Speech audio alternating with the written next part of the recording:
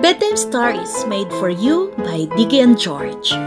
David and Goliath. When King Saul sinned in the eyes of God, God became very displeased with him and commanded Samuel, his prophet, to anoint another man to be the king after Saul.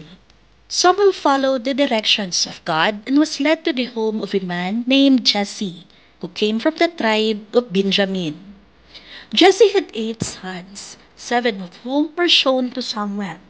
Samuel thought that surely the Lord would pick one of them, as they were strong and fine in appearance.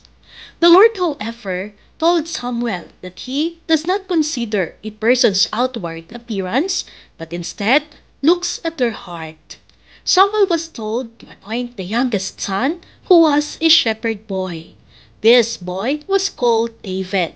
When the war between the Israelites and Philistines took place, a giant named Goliath would shout out the challenge each day to any Israeli who would defeat him in a battle. However, nobody was brave enough to face him. When David heard him challenge the armies of God, he told King Saul that he would fight the giant.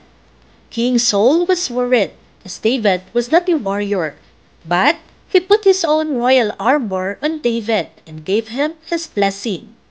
David asked the armor to be removed, as he was not used to it.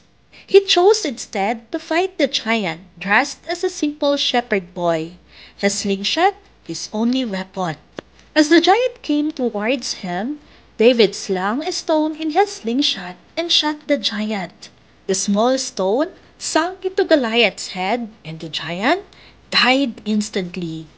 The Philistines tried to flee when their hero died, but the Israeli army cut them off and defeated them.